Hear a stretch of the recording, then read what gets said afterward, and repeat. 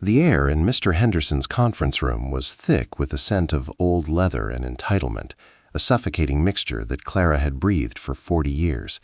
She stood by the heavy mahogany door, a ghost in a simple gray dress, her presence as overlooked as a piece of functional furniture. Across the gleaming rosewood table, the Montgomery family sat poised like vultures awaiting a feast. Eleanor, the matriarch, presided from the head, her face a mask of dignified grief that barely concealed a glint of triumph. Her sons, Richard and Luke, flanked her, their expressions a blend of feigned solemnity and raw, impatient greed. Only Sophia, her granddaughter, met Clara's gaze. The young woman sat perfectly still, her posture regal, but her eyes held a spark of something fierce and calculating. Mr. Henderson, the family lawyer, cleared his throat, the sound echoing in the tense silence. He opened a thick leather portfolio, its contents representing the final chapter of a dynasty. They believed this was the day they would inherit a fortune, solidifying their place in the upper echelons of society. They had absolutely no idea it was the day they would be forced to pay a debt, one that had been accumulating, with interest, for 4 decades. Mr. Henderson began to read, his voice a steady, monotonous drone that listed assets, properties, and trusts. He spoke of the sprawling country estate, the art collection curated over generations, and the stock portfolio that was the bedrock of the Montgomery Empire. With each word, Eleanor's posture seemed to grow straighter, her chin lifting a fraction of an inch higher. She had won. Her husband, Arthur, was gone, and with him any sentimental foolishness that might have diluted her absolute control. She glanced at Clara, a fleeting, dismissive look that confirmed the nanny's utter irrelevance. In Eleanor's world, power was measured in deeds and stock certificates, not in a lifetime of thankless service. Richard shifted in his seat, his fingers drumming impatiently on the table, already mentally spending his inheritance on a new sports car and a European vacation. Luke, ever the weaker of the two, stared down at his hands, a faint unease flickering across his features, a ghost of a conscience he had long since learned to ignore. For them, this was a formality, the final rubber stamp on a life of privilege they felt they were owed simply by virtue of their name. Clara remained by the door, her breathing even, her expression unreadable, a silent witness to their avarice. The lawyer's voice reached the final passages, distributing the residual estate precisely as Eleanor had orchestrated years ago. The bulk of the liquid assets would be managed by her, with generous allowances for her sons, ensuring their continued dependence and loyalty. A satisfied smile finally graced Eleanor's lips. It was done. The empire was secure, her reign absolute. She placed her hands on the arms of her chair, preparing to rise and dismiss the proceedings with a regal nod. But Mr. Henderson did not close the portfolio. Instead, he paused, adjusting his gold-rimmed spectacles and looking over them, his gaze lingering for a moment too long on Sophia.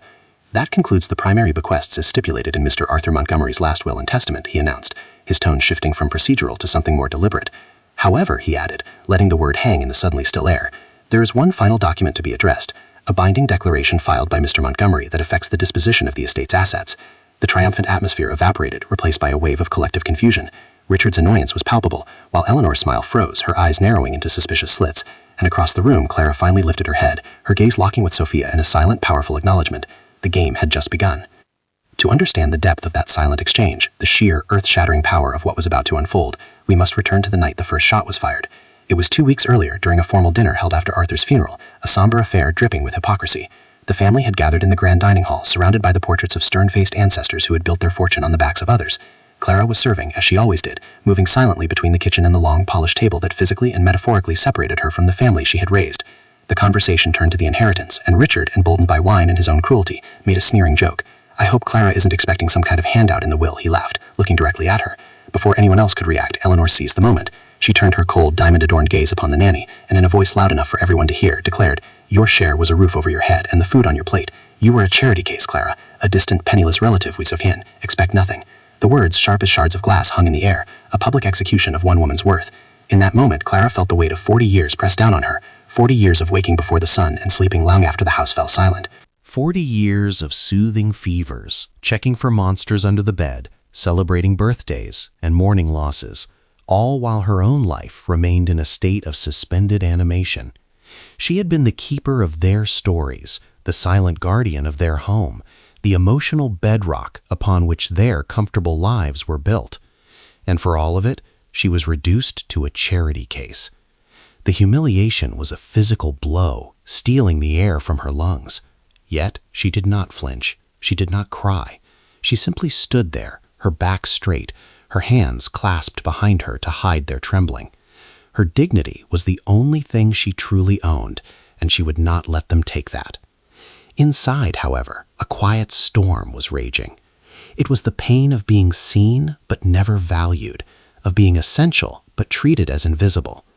Eleanor's cruelty wasn't a surprise, but its public declaration was a final, brutal severing of any illusion of belonging she might have harbored. She was, and always had been, an outsider, a tool to be used and discarded. Across the table, Sophia watched, her face a carefully constructed mask of aristocratic indifference. She had learned from the best, her grandmother, how to conceal her true emotions behind a veneer of cool composure. But inside, a fire of pure, unadulterated rage was ignited. She saw the flicker of pain in Clara's eyes, the woman who was more of a mother to her than her own had ever been. She saw the smug satisfaction on her grandmother's face and the cruel amusement in her uncle's. In that instant, Sophia made a silent vow. She knew that defending Clara with words would be a futile gesture, a momentary outburst that Eleanor would swat away like an annoying fly. Her grandmother only understood the language of power, of legal documents and financial ruin, and Sophia, thanks to the foresight of her beloved grandfather, was fluent in that language. Her silence was not weakness, it was the calm before a perfectly orchestrated storm. She would let them have their moment of triumph. She would let them expose their greed and their rotten souls for all to see. Justice for Clara wouldn't come from a heated argument over dinner. It would be delivered on a cold, legal platter in a place where their titles and their arrogance meant nothing. Clara's journey with the Montgomerys had begun 4 decades ago, when she arrived as a shy, hopeful teenager, a distant cousin with no one else in the world. Arthur Montgomery, a man whose business acumen was matched only by his emotional distance from his own family, had seen a quiet strength in her. He'd made her a simple promise of a secure future in exchange for a promise of her own to look after his family. She had kept her word with a devotion that bordered on religious. She raised his 2 sons, Richard and Luke, teaching them to tie their shoes and read their first words, only to watch them grow into men who looked right through her. Then came Sophia, a bright, lonely child, neglected by her socialite parents, and Clara poured all the love she had in raising her. She became the true matriarch of the household, the one who knew every allergy, every fear, every secret dream. As Arthur's health began to fail, Eleanor's resentment towards Clara festered, turning into open contempt. She saw Clara not as a loyal caretaker, but as a living reminder of a moral debt she had no intention of ever paying. Arthur's death was the final catalyst, giving Eleanor what she thought was the perfect opportunity to erase Clara from the family history for good. A lifetime of service met with a final public act of contempt. If you believe that true loyalty deserves to be rewarded and that arrogance should always have its price, then you've come to the right place. Be sure to subscribe to our channel and like this video, because the story of Clara and the Montgomerys is a testament to the fact that justice, though it may travel a long and winding road, always arrives. The family had made a fatal miscalculation. They assumed Clara was powerless because she was poor and silent. They forgot that the person who has quietly served for 40 years is also the person who knows where every skeleton is buried. Arthur Montgomery had been a shrewd man, fully aware of his wife's character. He knew she would try to cast Clara out the moment he was gone. But Arthur was also a man who, above all else, always paid his debts. He would not leave the most loyal person in his life to the mercy of wolves. Eleanor thought she was inheriting a flawless empire, but she was about to find out that her husband had left behind one final, devastating surprise, a legally binding time bomb, tucked away in an envelope, waiting for the perfect moment to detonate. Clara's first memory of the Montgomery estate was the intimidating crutch of gravel under the tires of the old taxi that had brought her there. She was just 17, a wisp of a girl orphaned by a tragedy she rarely spoke of, clutching a single, worn suitcase that held everything she owned. Arthur Montgomery had met her at the imposing oak door, his face stern but his eyes holding a flicker of something she couldn't quite name, perhaps pity, perhaps a businessman's assessment of a new asset. He had been a distant cousin of her mother's, a connection so faint it was barely a whisper. "You'll have a home here, Clara," he had said, his voice echoing in the marble-floored foyer. "In return, I ask for your loyalty." This family, it needs a steady hand. She had nodded, overwhelmed by the sheer scale of the place, by the portraits of ancestors who stared down with cold, proprietary eyes. She mistook his offer for kindness, a lifeline in a sea of grief. She didn't understand then that she was signing an unwritten contract, trading her entire future, not for a place in the family, but for a lifetime of service on its periphery, forever looking in from the outside. In the beginning, her duties were centered around Richard and Luke, 2 boys who quickly learned that Clara was a source of endless patience and comfort, a stark contrast to their own mother's detached and critical presence. Eleanor Montgomery viewed motherhood as a series of public appearances and scheduled photo opportunities, not a hands-on endeavor. She watched with a thinly veiled disapproval as her sons ran to Clara with their scraped knees and whispered secrets, their small hands clutching hers instead of the cold, bejeweled fingers of their mother. It was Clara who taught them to ride their bikes, who sat with them through thunderstorms, and who applauded loudest at their school plays. For this, she earned Eleanor's silent, simmering resentment. Clara wasn't just an employee, she was a rival for an affection Eleanor didn't know how to cultivate herself. The matriarch began to subtly assert her dominance, referring to Clara in front of guests as the poor girl we took in, planting the seeds of a narrative that would define Clara's existence for the next 40 years. She was not a caretaker, but a charity case, a debt the family magnanimously carried. The dynamic shifted irrevocably with the arrival of Sophia. Her parents, Richard, and his equally self-absorbed wife, treated their daughter like a beautiful accessory to be paraded at social functions and otherwise left in the care of the staff. From the moment she held the tiny infant in her arms, Clara felt a profound, protective love she had never been allowed to fully express. She became Sophia's entire world. It was Clara's voice that lulled her to sleep, Clara's hands that bandaged her wounds, and Clara's wisdom that guided her through the treacherous landscape of a lonely childhood. While Eleanor and the rest of the family saw a quiet, obedient Nanny raising another Montgomery heir, a deep and powerful alliance was being forged in the quiet moments, in shared stories whispered after dark, in secret trips to the dusty attic to look at old photographs, and in the unspoken understanding that they were two souls navigating a gilded cage together. Sophia grew up seeing the world through two lenses, the cold, transactional one of her family, and the warm, compassionate one of the woman who was, in every way that mattered, her true mother. Arthur Montgomery, for all his emotional distance, was an astute observer of human nature. Engulfed in the machinations of his sprawling business empire, he often seemed absent from the daily life of his own home, yet he saw more than his family gave him credit for. He saw the way his son's initial affection for Clara curdled into the casual entitlement of their class, and he saw the way his wife's jealousy hardened into a cruel, systemic campaign of marginalization. He noticed that it was Clara's name Sophia called out in the night after a bad dream, and it was Clara who remembered his favorite type of tea without being asked.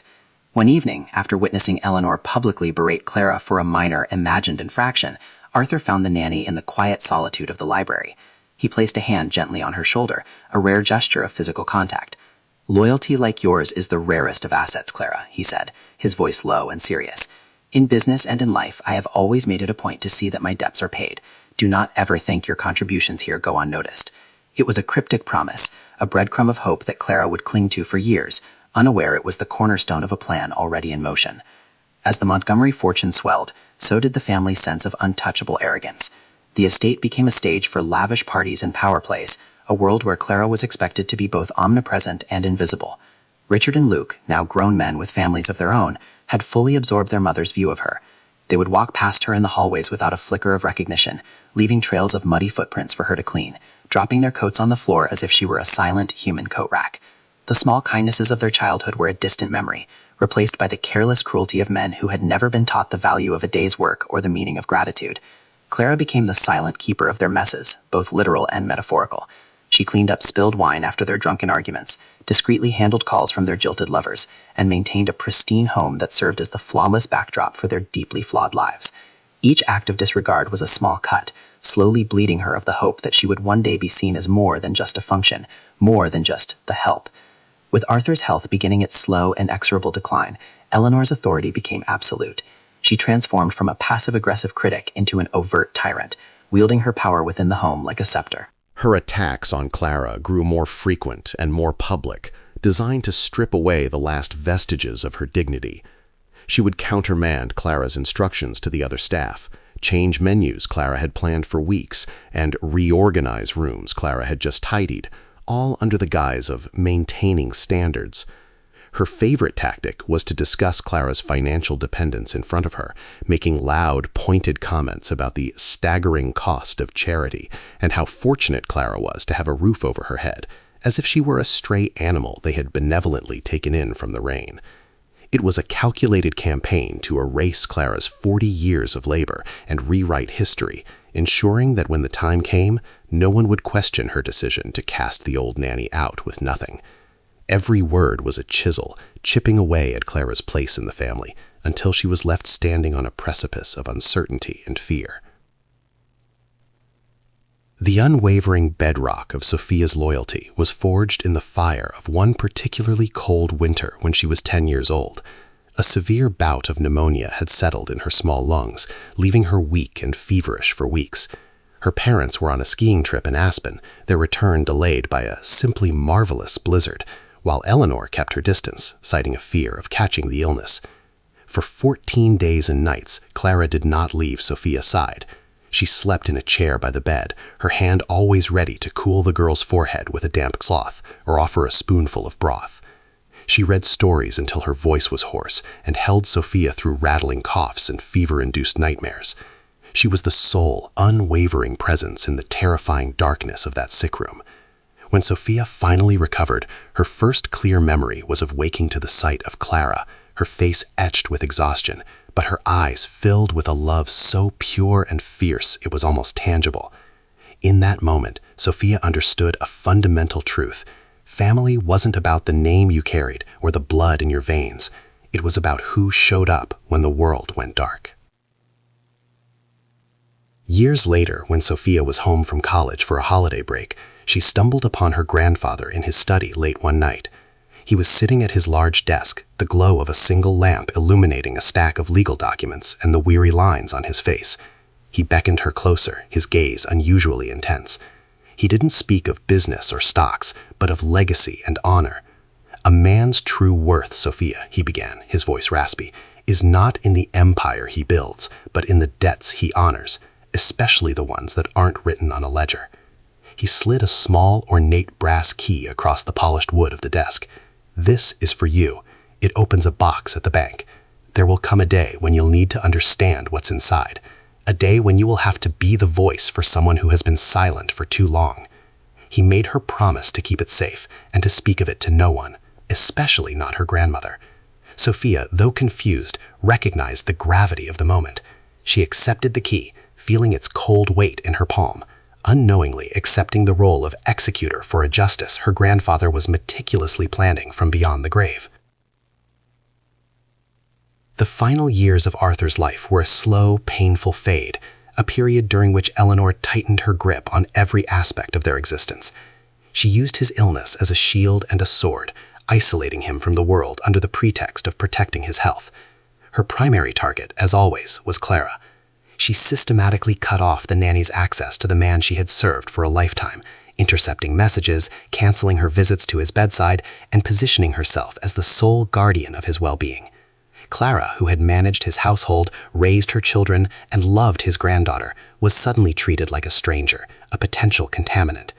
She would stand helplessly in the hallway, listening for the sound of his breathing, her heart aching with the injustice of it all. It was the ultimate cruelty, to be denied the chance to say goodbye, to offer comfort to the one person in that family who had ever shown her a shred of genuine respect. Eleanor was not just managing a household, she was curating a legacy, and in her version of the Montgomery story, Clara's role was to be completely and utterly erased.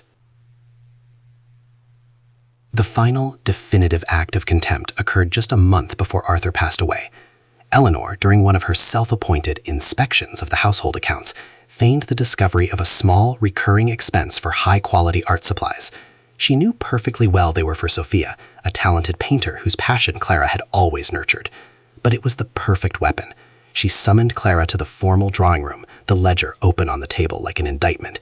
In a voice dripping with false sorrow and accusation, she confronted Clara about her deceitful and thieving ways, questioning how she could steal from a family that had given her everything.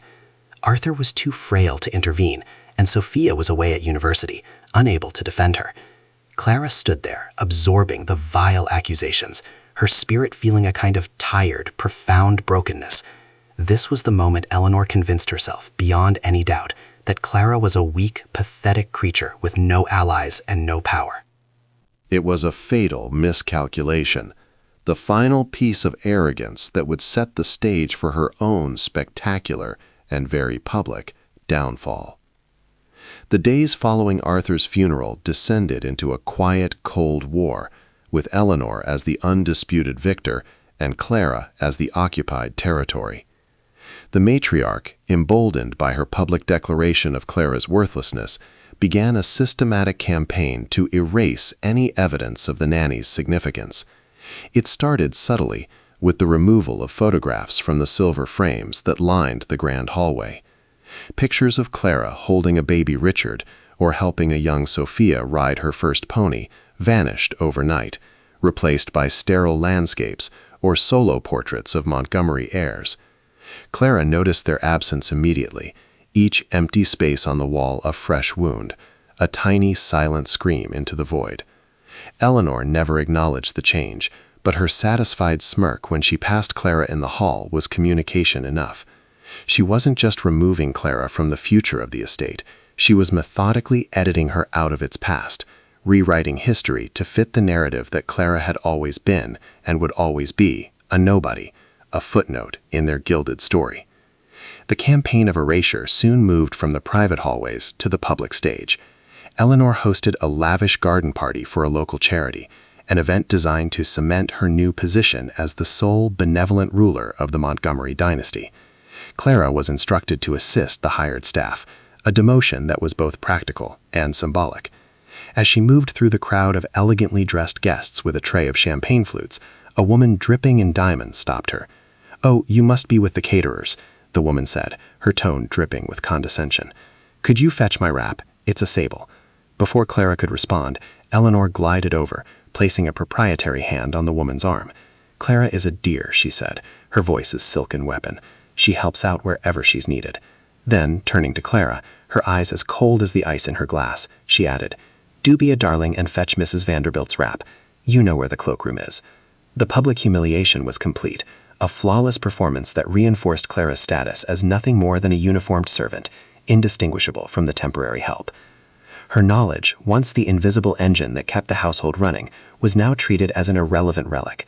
During a meeting with a landscape architect about redesigning the estate's famous rose gardens, Clara lingered near the doorway, her heart aching. She had tended those gardens with Arthur for 30 years. She knew every bush by name, every patch of soil that needed special care. When the architect proposed a modern, minimalist design that would uproot Arthur's favorite heirloom roses, Clara instinctively spoke up. "Mr. Montgomery always said those roses thrived because of the morning sun in that corner," she offered quietly, her voice barely a whisper. Richard, who was present, let out a short, derisive laugh. "And what would a nanny know about horticulture?" he sneered, not even bothering to look at her. Eleanor sealed her dismissal with a flick of her wrist. "Thank you, Clara, that will be all," she said, her tone making it clear that her opinion was worth less than the dirt under their feet. She was not just a servant, she was an ignorant one, her decades of experience rendered meaningless by her lack of a formal title.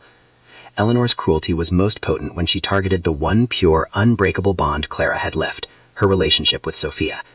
The young woman, now home from university, made it a point to spend time with Clara, seeking her out in the kitchen for quiet conversations or inviting her for walks on the grounds, a blatant defiance of the family's unspoken rules. Eleanor observed this with a tightening jaw and a glint of fury in her eyes. She began to actively sabotage their time together, inventing urgent errands for Clara or scheduling social engagements for Sophia without notice. One afternoon, as Sophia and Clara were laughing over a shared memory in the library, Eleanor entered like a storm cloud. "Sophia, darling," she announced, her voice dangerously sweet, "the Ashfords are here for tea. It simply won't do for you to be hiding away with the staff." The word staff was delivered with surgical precision, designed to drive a wedge of class and duty between the two women. It was a clear message. Sophia was an heiress, and Clara was the help, and their worlds were never meant to truly intersect. The psychological warfare escalated into a direct assault on Clara's sense of security. Her small, modest room in a quiet wing of the house had been her sanctuary for 4 decades, the only space that was truly hers. One evening, as she was passing the drawing room, she overheard Richard talking to his mother in a loud, careless voice. "Now that grandfather's gone, we should really do something with that part of the house. Clara's room would make a perfect home gym, don't you think? We could knock down a wall, put in some mirrors." Eleanor's reply was even more chilling. "An excellent idea. We'll have to figure out what to do with her things, of course. Most of it looks like it belongs in a donation bin." They spoke as if she were already gone, as if she were a ghost whose possessions were a minor inconvenience to be cleared away. Clara froze in the hallway, the blood draining from her face. They weren't just planning to throw her out. They were discussing it with the same casual indifference they would use to plan the renovation of a bathroom, erasing her physical presence as easily as they had erased her from their photographs. Even the smallest gestures were weaponized to reinforce her dependence. The illusion that she was family had been shattered. replaced by the stark reality of her position as a charity case. One morning, Eleanor summoned her to the study, a crisp $50 bill held between her perfectly manicured fingers. "I need you to go into town and pick up some specialty cheese for my luncheon," she instructed, her voice laced with a cloying, patronizing tone. "Here," she said, pushing the bill towards Clara, as if bestowing a great gift. "And you can keep the change for yourself. Buy a little something nice." The gesture was a calculated performance of noblesse oblige, designed to remind Clara that she had no money of her own, that every cent she might possess was a direct result of their magnanimity. It reduced her from a lifelong caretaker to an errand girl, dependent on handouts for the smallest of dignities. Clara took the money, her hands steady, but inside she felt a wave of nausea. The $50 felt heavier than gold, weighted down with 40 years of unspoken invoices and unacknowledged debts. Her very identity was being systematically dismantled in front of the people she had raised. During a small family dinner, Luke's young son, a boy of 7, scraped his knee while playing in the hall. He ran into the dining room crying and instinctively went straight to Clara, who was standing by the sideboard. She knelt, her movements automatic and soothing, and began to comfort him, her soft voice murmuring reassurances. Eleanor watched the scene with a look of pure acid. "Daniel, come here," she commanded, her voice sharp. "You are a Montgomery. You will not run to the nanny like a baby. Apologize for disrupting our meal." The boy, confused and hurt, was pulled away from Clara's gentle embrace. The incident was a brutal, public lesson for the next generation. Clara was not a source of comfort, not a matriarchal figure, but a subordinate whose role was not to be mistaken for family. She was a function, a service, and to show her affection was to display a weakness unworthy of their name. Clara felt the boy's small hand being ripped from hers, and in that moment she felt a piece of her own heart tear away with it. The cumulative effect of these daily aggressions was a slow, crushing erosion of her spirit. Clara began to feel like a phantom in her own life, her footsteps making no sound on the polished floors, her reflection in the gilded mirrors seeming to fade a little more each day. The grand estate, once a place she considered home, now felt like a magnificent prison, its beautiful rooms echoing with the ghosts of kindness and respect that had long since departed. She would lie awake in her small bed at night, the silence of the great house pressing down on her, and feel an overwhelming sense of shame. Had she wasted her life? Had her devotion been a form of foolishness? Eleanor's words from that first night echoed in her mind on a continuous loop. "You were a charity case. Expect nothing." She started to believe them. The constant, unrelenting psychological pressure was designed to break her, to make her accept her own worthlessness, so that when they finally cast her out, she would go quietly, convinced she deserved no better. One rainy afternoon, Clara found herself in her room, staring at her own reflection in the simple, wood-framed mirror on her dresser. She saw a woman in her late 50s, her face etched with the lines of worry and weariness, her shoulders slumped with the invisible weight of 1,000 slights. The vibrant, hopeful girl who had arrived at this house 4 decades ago was gone, replaced by this tired, defeated stranger. A profound wave of despair washed over her, so powerful it buckled her knees. She sank onto the edge of her bed, the fight finally draining out of her. They had won. They had succeeded in making her feel as small and insignificant as they believed her to be. She was nothing, a ghost, a charity case. The tears that she had held back for so long finally came, silent at first, then building into quiet, body-racking sobs of pure, unadulterated grief for the life she had given and the dignity that had been stolen from her. This was the bottom, the absolute crushing nadir of her existence, a dark and lonely place from which there seemed to be no escape. But as she sat there, broken and weeping, her gaze fell upon a small, faded photograph tucked into the corner of the mirror frame. It was a picture of her and a 5-year-old Sophia, both of them covered in mud and laughing, taken on a day they had secretly gone exploring in the woods behind the estate. I remembered Sophia's small hand in hers, her complete and utter trust. Then I remembered Arthur's words from so long ago in the library. "Loyalty like yours is the rarest of assets, Clara. I have always made it a point to see that my debts are paid. A flicker of something ancient and powerful ignited in the cold, empty space of her despair. It wasn't anger, not yet. It was something deeper, a core of self-respect that had been buried, but not extinguished. The sobs subsided, replaced by a deep, shuddering breath. She slowly rose to her feet and looked back at her reflection. The woman staring back was still tired, still hurt, but her eyes now held a different light, a quiet, steely resolve. They would not be the authors of her final chapter. She would endure their cruelty, but she would no longer internalize it. Her silence was not weakness, it was a shield, and behind it, a storm was gathering. That evening, after the storm of her grief had passed, there was a soft knock on Clara's door. It was Sophia, her face a mask of calm determination that barely concealed the fury simmering in her eyes. She entered the small, sparse room, her presence a stark contrast to its humble surroundings, and gently closed the door behind her, creating an island of privacy in the vast, hostile sea of the estate. She didn't offer comforting words or empty reassurances. Instead, she sat beside Clara on the edge of the bed, the same bed where she had been comforted as a child, and took her worn, calloused hand. "He knew," Sophia said, her voice low but clear as a bell. "Grandfather knew this would happen. He knew what they were, and he knew who you are." In that moment, Clara saw the reflection of Arthur Montgomery's shrewd intelligence in his granddaughter's gaze. It was not the end. It was, perhaps, the beginning of a reckoning that had been set in motion long ago, waiting for the perfect moment to be unleashed. Sophia then spoke of a promise, one she had made to her grandfather on a quiet night in his study years before. She described the heavy brass key he had pressed into her palm, a secret she had guarded with unwavering fidelity. "He told me it was for a day when I would have to be the voice for someone who had been silent for too long," she explained, her words weaving a tapestry of foresight and love. She revealed that the key opened a safe deposit box in the city, containing something Arthur had prepared specifically for this eventuality, a contingency plan, a final move in a chess game he was still playing from beyond the grave. Clara listened, her heart pounding a slow, heavy rhythm against her ribs. The despair that had crushed her just hours before began to recede, replaced by a fragile, tentative shoot of hope. Arthur had not forgotten her. He had seen the gathering storm and had built her an ark, entrusting its navigation to the one person he knew would not fail. The following morning, under the pretense of a shopping trip, Sophia drove Clara to the heart of the financial district. They walked into the cavernous, marble-clad lobby of a historic bank, a place that radiated old money and unbreakable trust. Clara felt a tremor of intimidation, the feeling of being an imposter in a world she was never meant to enter. But Sophia walked with an air of absolute belonging, her chin held high, guiding Clara past the stern-faced guards to a private, wood-paneled viewing room.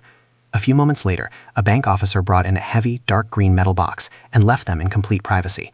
With a steady hand, Sophia inserted the brass key. The lock turned with a satisfying, definitive click. It felt like a key turning not just in a box, but in the lock of Clara's own life, opening a door to a future she had never dared to imagine. The silence in the room was thick with 40 years of unspoken history, of sacrifice, and of a loyalty about to be repaid. Inside the box, nestled on a bed of faded velvet, were two envelopes. The smaller one, made of thick, cream-colored stationery, was addressed to Sophia in her grandfather's familiar, elegant script. With a deep breath, she opened it and read the letter aloud. Arthur's voice seemed to fill the room, his words a balm on Clara's wounded soul. He wrote of his profound respect for her, calling her the true heart of his home and the keeper of his family's honor. He confessed his regret for not having the courage to confront Eleanor's cruelty more forcefully while he was alive, trapped by the complexities of a long, loveless marriage and his own failing health. He concluded by entrusting Sophia with the execution of his final, most important directive, to ensure that Clara received not charity, but justice. "A lifetime of devotion is not a gift," he had written. "It is a debt of the highest order, and it is a debt this family will honor." The letter was a final, loving absolution, a testament that her life had not been invisible after all. The second envelope was larger, heavier, its official appearance speaking to its immense importance. Sophia carefully slid out a sheaf of thick, watermarked papers, stapled together and stamped with the seal of a notary public. The title at the top of the first page sent a jolt through Clara's entire body. Legally binding acknowledgement of debt and service compensation agreement. It was not a will or a bequest. It was a contract, a meticulously drafted document in which Arthur Montgomery, in his full legal capacity, acknowledged the hiring of Clara as a domestic manager and childcare provider 40 years prior. It detailed a retroactive salary calculated year by year, with raises for seniority and cost of living adjustments, all compounded with a generous interest rate. It was a formal, undeniable, and legally ironclad invoice for a lifetime of unpaid labor, At the bottom of the final page, a single number was written in bold, a sum so staggering it seemed to defy reality. It represented her work, her time, her love, all translated into the only language his family would ever understand: money. A wave of emotion so powerful it was almost dizzying washed over Clara. She stared at the document, at the signature of the man she had served so faithfully, and a lifetime of suppressed feelings broke free. She wept, but not with the silent, hopeless grief of the night before. These were tears of vindication, of a profound, earth-shattering validation that resonated in the deepest parts of her soul. For 40 years, she had been a charity case, a poor relation, a nobody. But in this room, holding this piece of paper, she was an employee, a creditor, a woman whose worth had been officially and irrevocably recorded. Arthur had not left her a gift. He had given her something far more valuable. He had given her back her own story, not as a tale of dependence, but as a record of professional dedication. Sophia let her cry, understanding that this was more than just the promise of financial security. It was the healing of a 40-year-old wound, the final triumphant affirmation of a life well lived. As Clara's tears subsided, a new feeling began to take root in the fertile ground of her newfound strength, a cold, quiet, and unyielding resolve. It was Sophia who gave it a voice, her eyes shining with a brilliant strategic light that was pure Arthur Montgomery. "We don't confront them. We don't warn them," she said, her tone hushed but steel-edged. "We let them have their moment. We let them sit in that conference room, confident in their victory, and reveal the full extent of their greed. We will let my grandmother believe she has won, that she has successfully erased you." The plan was breathtaking in its simplicity and its potential for poetic justice. They would attend the will reading, playing their parts to perfection. Clara would be the invisible nanny, and Sophia the grieving granddaughter. And then, just as Eleanor prepared to claim her throne, Sophia would step forward and present the document, not as a plea for kindness, but as a legal claim that would take precedence over any inheritance. It was not a fight, it was a checkmate. They returned to the estate that afternoon, and for the first time in decades, the oppressive weight of the grand house felt different to Clara. It was no longer her prison, it was a stage, and she was no longer a background character. She was the star of the final act. She moved through her duties with the same quiet grace, but her spirit was transformed. When Richard passed her in the hall with a dismissive grunt, she felt a flicker of pity for his blindness. When Eleanor issued a clipped order about polishing the silver for an upcoming dinner party, Clara simply nodded, her placid expression a perfect mask for the cataclysmic secret she now carried. They saw the same woman they had always seen, compliant, powerless, and utterly insignificant. They had no idea they were giving orders to the single largest creditor of their entire estate. Their continued arrogance, once a source of deep pain, had now become her most powerful and satisfying weapon. They were building their own gallows, and Clara would simply stand by and let them finish the job. In the week leading up to the will reading, Eleanor Montgomery moved with the unshakable confidence of a queen consolidating her reign. She held a series of brisk, decisive meetings in the estate's sun-drenched morning room, a space she had already mentally repurposed as her personal command center. Financial advisors and asset managers were summoned, their deference fueling her sense of absolute control. She spoke of restructuring, of liquidating what she called Arthur's sentimental follies, a small, unprofitable vineyard he had loved, a collection of first-edition books he cherished, to create a more streamlined, powerful portfolio under her sole direction. Her sons flanked her, Richard nodding with greedy approval at every mention of a sale, while Luke stared blankly out the window, a passive accessory to his mother's ambition. Eleanor saw no obstacles, only a future forged in her own image, a legacy scrubbed clean of her husband's softer inclinations, and most importantly, scrubbed clean of the woman who had served him. When her broker mentioned a minor, unusual hold placed on a block of Montgomery stock by an unknown legal firm, she waved a dismissive hand, her diamond rings clashing. "Insignificant," she declared. "Some corporate nuisance. Deal with it." While Eleanor was redesigning her empire, Clara and Sophia were quietly assembling the weapon that would dismantle it. Their meetings took place not in opulent boardrooms, but in the discreet, book-lined office of a quiet but formidable probate lawyer named Evelyn Hayes, a woman Sophia had selected for her reputation as a giant killer. Mrs. Hayes, a sharp-eyed woman with a no-nonsense demeanor, examined Arthur's acknowledgement of debt with a forensic intensity. She tapped a perfectly manicured finger on the notary's seal. "This is ironclad, ladies," she confirmed, her voice a low hum of professional admiration. "Mr. Montgomery structured this not as a gift, but as a binding corporate and personal liability. It predates the will and therefore takes precedence." The estate has no choice but to settle this debt before a single dollar of inheritance can be distributed. She then outlined a meticulous strategy, a sequence of legal filings and notifications that would be executed silently in the days to come, each one a tripwire laid in Eleanor's path. For the first time in her life, Clara felt the immense, impersonal power of the law aligning not against her, but with her, a silent, unyielding army preparing for battle on her behalf. Richard, meanwhile, was already living the life of a man who had come into a vast fortune. He spent his afternoons at the exclusive country club, boasting to his friends about the changes he would make to the family business once he had more control. He made a down payment on a limited edition Italian sports car, the deposit a testament to his unshakable faith in his impending wealth. His arrogance blinded him to the subtle signs that something was amiss. When his personal banker called to inform him that a standard line of credit he'd requested against his expected inheritance had been inexplicably delayed pending an estate review, Richard flew into a rage. He berated the junior banker, accusing him of incompetence and threatening to move his accounts. It never once occurred to him that the delay was not a bureaucratic error, but a direct consequence of a legal claim that had already been quietly filed against the Montgomery estate's total assets. He was celebrating a victory in a game whose rules had already been fundamentally and irrevocably changed, too blinded by greed to notice the ground crumbling beneath his feet, his contempt for the little people making him ignore the meticulous work they were doing in the background.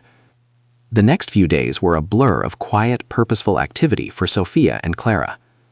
Guided by Mrs. Hayes, they moved through the city's landscape of power with the stealth of ghosts. They visited a downtown courthouse to file the official claim, the document vanishing into the vast machinery of the legal system, a time bomb now officially ticking. Sophia, using a carefully worded power of attorney Clara had signed, opened a new trust account at a separate bank under a nondescript corporate name. This was where the funds from the debt settlement would be deposited, a financial fortress designed to be untouchable by the Montgomerys or their high-priced lawyers. Clara, who had never possessed more than a few $100s to her name, signed documents worth millions with a steady, determined hand. Each signature felt like a reclamation of her own history, a validation of every sleepless night, every thankless task, every moment of service that had been dismissed as charity. They were not seeking revenge. They were executing a meticulously planned transfer of power, turning 40 years of invisible labor into an undeniable, tangible, and legally binding asset. Back at the estate, Eleanor's campaign of erasure reached its zenith. Convinced of her absolute authority, she decided she would not wait for the will reading to begin Clara's removal. She summoned a high-end interior designer to the house to draw up plans for Richard's home gym, walking the man through Clara's modest wing with a grand, sweeping gesture. "All of this will be opened up," she announced, her voice echoing in the quiet hallway. "We'll need floor-to-ceiling mirrors here and the latest equipment there." She then instructed the head housekeeper to begin boxing up Clara's belongings, referring to them as whatever odds and ends are in that room. The instruction was given in the hallway, loud enough for Clara, who was in the adjacent kitchen, to hear every word. It was a final, calloused act of dominance, a declaration that Clara's 4-decade history in this house could be packed into a few cardboard boxes and disposed of like rubbish. Eleanor smiled, a picture of serene satisfaction. She was not just clearing a room, she was cleansing her home of a past she found inconvenient, never imagining that the woman she was evicting was at that very moment legally positioned to become the house itself. Sophia, anticipating her grandmother's cruelty, had already put the final pieces of her own plan into motion.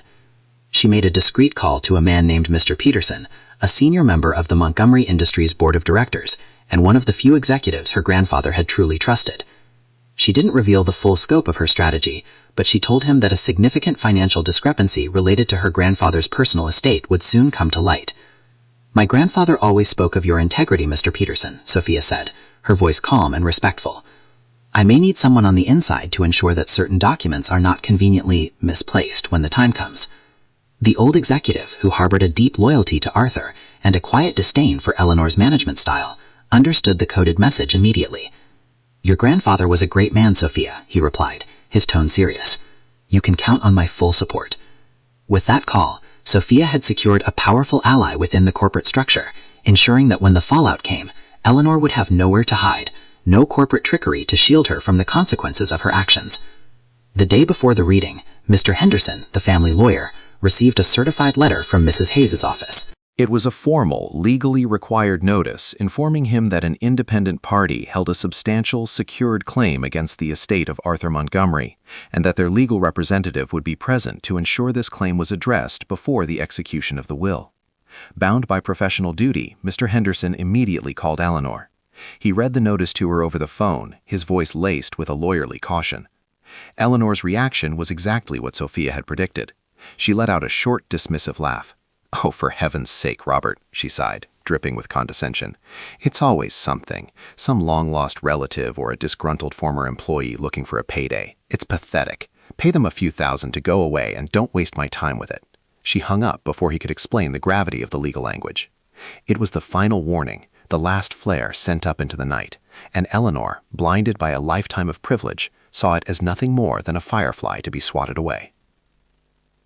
On the final evening, a strange calm settled over the Montgomery estate. It was the heavy, electric stillness that precedes a storm. Eleanor, Richard, and Luke gathered in the formal dining room for a celebratory dinner, toasting to their future and the seamless transfer of power they would formalize the next morning. They spoke of trips to Europe, of corporate acquisitions, of a world that was already theirs. A few wings away, Clara stood in her small room, a single suitcase neatly packed on her bed. It contained not the discarded remnants of a life of servitude, but the essential items for the beginning of a new one. Sophia entered quietly, her face composed but her eyes burning with a fierce, protective light. She placed a hand on Clara's shoulder. "Are you ready?" she asked softly. Clara looked at her, at the girl she had raised, now a woman of incredible strength and conviction, and nodded. A single tear of gratitude traced a path down her cheek. "I am," she whispered. The trap, 40 years in the making, was now perfectly set. All that remained was for the quarry to walk into it. The next morning arrived, crisp and clear, a perfect day for a coronation or an execution. The Montgomerys traveled to Mr. Henderson's downtown office in a procession of gleaming luxury sedans, their dark, expensive clothing a somber costume for the triumphant affair they anticipated. Eleanor swept into the building like royalty, her sons trailing in her wake, their faces arranged in masks of solemnity that did nothing to hide their avarice. A few minutes later, Sophia arrived in her own modest car, with Clara sitting silently and serenely in the passenger seat. They walked into the building together, two women united by a secret bond, their quiet dignity a stark contrast to the Montgomerys' loud performative grief. They entered the conference room, the air already thick with the scent of old leather and entitlement. Clara took her designated place by the door, a ghost in a simple gray dress. The family sat at the gleaming rosewood table, poised like vultures. And then, as if on cue, the story circled back to its beginning. Mr. Henderson cleared his throat, the sound echoing in the tense silence as he opened the thick leather portfolio, utterly unaware that he was about to preside over the complete and total demolition of a dynasty. Mr. Henderson's voice concluded the final lines of the primary will, the words settling in the room like fine dust on old furniture. An almost imperceptible sigh of satisfaction escaped Eleanor's lips. It was done. The empire was hers to command, her sons securely under her financial thumb, and the inconvenient Nanny a mere footnote about to be erased. She placed her hands on the polished arms of her chair, a queen preparing to rise from her throne and dismiss the court. But the lawyer did not close the portfolio. He paused, a deliberate, theatrical beat of silence that drew every eye. "That concludes the primary bequests," he announced, his tone shifting from procedural to portentous. "However," he added, the word hanging in the air like a guillotine's blade, "there is one final document, a binding declaration of debt filed by Mr. Montgomery that takes legal precedence over the distribution of any and all estate assets." Eleanor's triumphant smile froze, cracking like thin ice. Richard's brow furrowed in annoyance, while Luke's unease deepened into a palpable dread. Across the room, Sophia met Clara's gaze, a silent signal passing between them. The trap had been sprung. Eleanor let out a short, sharp laugh, a sound brittle with condescension. "A debt? Robert, don't be ridiculous," she scoffed, waving a dismissive, diamond-clad hand. "Arthur was meticulous. If there were any outstanding debts, I would know about them. This is clearly some sort of pathetic last-minute claim, some disgruntled contractor or a distant relative looking for a handout. Settle it for a pittance and let us be on our way." Her arrogance was a fortress, its walls built over decades of unshakable privilege, completely impervious to any threat she deemed beneath her. She looked over at Clara, a flash of contempt in her eyes, as if suspecting this nuisance might somehow be connected to the lower echelons of the world she inhabited. She saw only the meek Nanny, the charity case, and could not conceive of a reality where that woman held any power. Her dismissal of the warning was absolute, a fatal error born from a lifetime of underestimating those she considered insignificant. She was so focused on the throne, she failed to see the ground beneath it had been hollowed out, ready to collapse at a single word. That word came not from Clara, but from Sophia. The young woman rose from her chair with a quiet grace that commanded the room's attention more effectively than any outburst ever could. She walked to the head of the table, her movements fluid and deliberate, and placed a thick, cream-colored envelope before Mr. Henderson. It was sealed with a wax stamp bearing Arthur's personal crest, a detail that sent a visible tremor through Eleanor. "My grandfather entrusted this to me, Mr. Henderson," Sophia said, her voice steady and clear, cutting through the tension. "He instructed me to present it at this meeting, should it prove necessary." Mr. Henderson picked up the envelope, his professional curiosity now piqued by a deep sense of gravity. He carefully broke the seal and slid out a multi-page document, his eyes scanning the first few lines. The lawyer's expression shifted from neutral to one of profound, undisguised shock. He looked up, first at Sophia, then at Clara, and finally at the stunned faces of the Montgomery family. "My God," he whispered, almost to himself. "This changes everything." Clearing his throat, Mr. Henderson began to read, his voice now imbued with the full weight of the law. This document, titled Legally Binding Acknowledgement of Debt and Service Compensation Agreement, was signed and notarized by Arthur Montgomery 5 years ago, he announced. The room fell into a tomb-like silence. He continued, quoting directly from the text, "I, Arthur Montgomery, being of sound mind and body, do hereby acknowledge a formal and outstanding debt to one Clara May Evans for 40 years of continuous, dedicated, and exemplary service as household manager, child care provider, and family confidant. Her position, though never formalized with a written contract, was one of professional employment, not charity. This document serves to retroactively correct that oversight and compensate her for a lifetime of labor that has been foundational to the stability of my home and the well-being of my family." Eleanor's face, already pale, turned a ghostly white. The narrative she had so carefully constructed for 4 decades, the story of the poor relation she had so benevolently sheltered, had just been legally and irrevocably obliterated by the very man whose legacy she sought to control. The lawyer turned to the second page, his voice unwavering as he detailed the brutal, meticulous mathematics of Arthur's justice. The agreement stipulates a retroactive annual salary beginning 40 years prior, with a 3% annual increase for cost of living and a 5% seniority bonus applied every decade of service. He read, each number a hammer blow against the Montgomerys' fortune. Furthermore, all unpaid wages have been compounded with an annual interest rate of 6%, reflecting a long-term investment return. Richard leaned forward, his face a mask of disbelief. "What does that mean in English?" he demanded, his voice cracking. Mr. Henderson looked at him over the rim of his glasses, his expression grim. "It means, Mr. Montgomery, that after 40 years of compounded interest and retroactive pay, the total debt owed by this estate to Miss Clara Evans is," he paused, letting the weight of the moment settle, $27,450,000. A collective gasp sucked the air from the room. The number was an absurdity, an impossibility, a figure so vast it threatened to consume the entire inheritance. Silence descended, thick and suffocating, broken only by Eleanor's strangled cry. "This is preposterous. It's a forgery. He was sick, senile. Clara manipulated him," she shrieked, her voice shrill and ugly, the veneer of aristocratic grace stripped away to reveal the raw, desperate greed beneath. She turned on Mr. Henderson, her eyes blazing with fury. "You cannot possibly allow this." The lawyer, however, remained impassive, a stoic embodiment of the law. He calmly pointed to the final page of the document.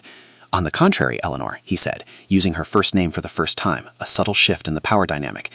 "The agreement is witnessed by 2 senior partners from a rival law firm and notarized by a federal judge. It was filed with the court clerk's office the day it was signed. It is as legally binding as any contract Arthur ever made, and as a senior debt, it must be paid in full from the estate's assets before a single beneficiary, including yourself, receives 1 cent. The finality in his tone was absolute. There was no appeal, no loophole. The fortress had crumbled. Richard slammed his fist on the table, the sound echoing his shattered expectations. 27 million? That's everything! The stocks, the properties, the art! She gets everything? He roared, his face turning a blotchy red as he glared at Clara with pure, unadulterated hatred. Luke simply stared at his hands, a look of horrified resignation on his face, as if he were finally seeing the true cost of his family's moral bankruptcy. But the most spectacular collapse was Eleanor's. The matriarch, the queen, the untouchable ruler of her domain, seemed to shrink in her chair. The carefully constructed artifice of her life, her status, her control, it all evaporated in an instant. She was no longer the benevolent benefactor. She was a debtor, exposed as a callous exploiter who had been outmaneuvered by the husband she thought she controlled and the servant she thought was worthless. Her legacy was not one of power, but of a monumental, publicly recorded injustice. The silence that followed her son's outburst was filled with the deafening sound of her world ending. Throughout the chaos, Clara remained perfectly still by the door. She watched the family she had served for a lifetime disintegrate into a tableau of greed and fury, and she felt nothing. No triumph, no malice, only a quiet, profound sense of release. The storm of their anger couldn't touch her. For the first time, she looked directly at Eleanor, not with the downcast eyes of a servant, but with the clear, steady gaze of an equal. In that moment, Eleanor saw her, truly saw her, not as a piece of furniture or a charity case, but as the architect of her ruin. She saw the quiet strength Arthur had recognized, the dignity that could not be broken, and the silent, patient power of a woman who had finally come to collect what she was owed. Clara didn't need to say a word.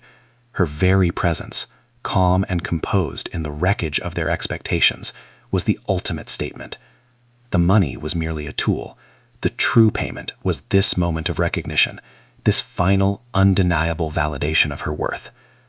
Mr. Henderson, his professional duty now clear, turned his attention away from the sputtering Montgomerys and addressed Clara with a newfound tone of deep respect. "Miss Evans," he said, his voice formal, "the estate is now legally obligated to liquidate assets to settle this claim. We will, of course, await instructions from you or your legal counsel on how you wish to proceed." As if on cue, Sophia stood once more, a picture of calm authority. "Mrs. Hayes will be in contact with your office within the hour to oversee the liquidation process," she stated, her voice leaving no room for argument. She then walked over to Clara, gently taking her arm. "I believe we are finished here," she said softly, for Clara's ears only. Together, the two women turned and walked out of the conference room, leaving the Montgomery family sitting in stunned, impotent silence amidst the ruins of their arrogance and the ashes of their fortune. They had walked in expecting a coronation. They were left to preside over a funeral, the death of their empire. The silence Clara and Sophia left behind in the conference room was a vacuum, quickly filled by the ugly sound of a dynasty imploding. For a full minute, no one moved, the air thick with the phantom scent of burnt money and shattered pride. Then the spell broke. Eleanor let out a strangled, inhuman sound, a noise somewhere between a sob and a shriek, as she lunged to her feet, her face a contorted mask of disbelief and rage. "This is a trick, a sick joke," she hissed, her eyes darting between her sons as if seeking an ally. Richard, his face the color of spoiled wine, erupted. "You let this happen," he roared, pointing a trembling finger at his mother. "You and your arrogance. You pushed her, you humiliated her, and now she's taken everything." Luke, the weakest of them all, finally broke, burying his face in his hands, his shoulders shaking with silent, pathetic sobs. Mr. Henderson, unmoved by the theatrical display, calmly closed his portfolio. "The law is quite clear," he stated, his voice a cold, final judgment. "The Montgomery estate has a legally binding senior debt. You are no longer heirs awaiting an inheritance. You are simply the administrators of a liquidation. My office will be in touch with the details." The consequences were as swift as they were brutal. Within a week, the grand iron gates of the Montgomery estate, once a symbol of impenetrable wealth, were adorned with a discreet but devastatingly public "for sale by private auction" sign. Appraisers, men and women with cold eyes and clipboards, moved through the hallowed halls like ghosts from a future Eleanor had never imagined. They catalogued everything, their voices a low murmur as they assigned monetary value to a life's collection of status symbols. The Louis XVI furniture, the Ming Dynasty vases, the collection of Impressionist art Arthur had so lovingly acquired, all were reduced to lot numbers. Eleanor watched from an upstairs window as they carefully created a Degas sculpture, her hands clenched so tightly her knuckles were white. Richard received a call from the dealership informing him that the deposit on his Italian sports car was being forfeited and the car reallocated. The tangible, beautiful, heavy objects that had defined their existence were being stripped away, piece by piece, revealing the hollow, empty structure of their lives that lay beneath. The empire wasn't just falling, it was being dismantled and sold for parts. The financial ruin was devastating, but the social collapse was an execution. News of the Montgomerys' 40-year exploitation of their poor relation spread through the manicured lawns and exclusive clubs of their social circle like a virulent plague. The story was just too delicious, too karmically perfect to be ignored. Eleanor, attending a charity luncheon she had once chaired, found herself seated at a table in the corner, the conversation around her halting to an awkward silence whenever she tried to speak. The whispers followed her like a chill wind, the pitying glances more painful than any overt insult. Her power, derived entirely from a combination of wealth and fear, had vanished overnight. Without it, She was just an old, cruel woman with a tarnished name. The family, trapped in the decaying fortress of their estate, turned on one another with the ferocity of caged animals. Richard blamed his mother's hubris, Eleanor blamed her husband's sentimentality, and Luke blamed them all, his weakness finally curdling into a bitter, resentful silence. They were utterly alone, shipwrecked on an island of their own making, with no one to blame but themselves. While the Montgomerys' world dissolved into recriminations and ruin, Clara began to build a new one, not on a foundation of revenge, but of reclamation. Guided by Sophia and Mrs. Hayes, she reviewed the list of assets being liquidated. Her eyes fell not on the flashy stocks or the city penthouse, but on a small, unassuming property, Arthur's unprofitable vineyard in the countryside, a place he had called his folly and his peace. Eleanor had planned to sell it off immediately, deeming it a sentimental waste of money. With a quiet, unshakable resolve, Clara instructed her lawyer to purchase it outright from the estate. It was the ultimate act of poetic justice. She used the money she was owed to save the one piece of Arthur's legacy that truly reflected his soul. She wasn't interested in the grand estate or the symbols of power that had imprisoned her for so long. She chose to invest in something that could grow, something that required patience, care, and dedication, the very qualities she embodied, and the very qualities the Montgomerys had never understood or valued. Her first act as a wealthy woman was not to acquire, but to preserve. The day the final papers were signed was the same day Eleanor had to vacate the estate.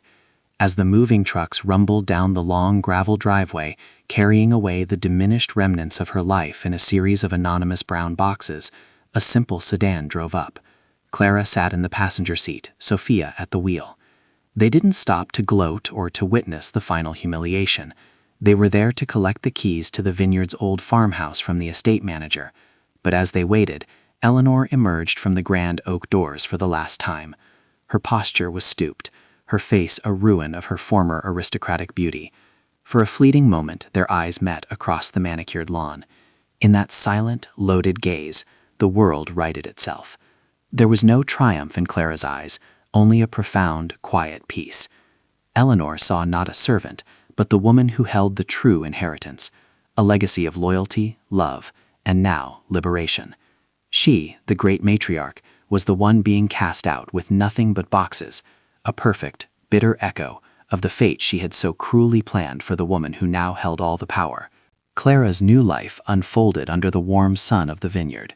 The small stone farmhouse, once neglected, was filled with light and laughter. She spent her days not serving others, but cultivating the earth. Her hands, once worn from polishing silver, now stained with the rich soil of her own land. Sophia was a constant presence, driving out from the city on weekends, the two of them working side by side among the vines, their bond now one of equals, a family forged in fire. One crisp autumn evening, they sat on the porch, watching the sunset paint the sky in hues of gold and purple, a glass of the vineyard's first new vintage in their hands. Clara took a sip, a slow, contented smile gracing her lips.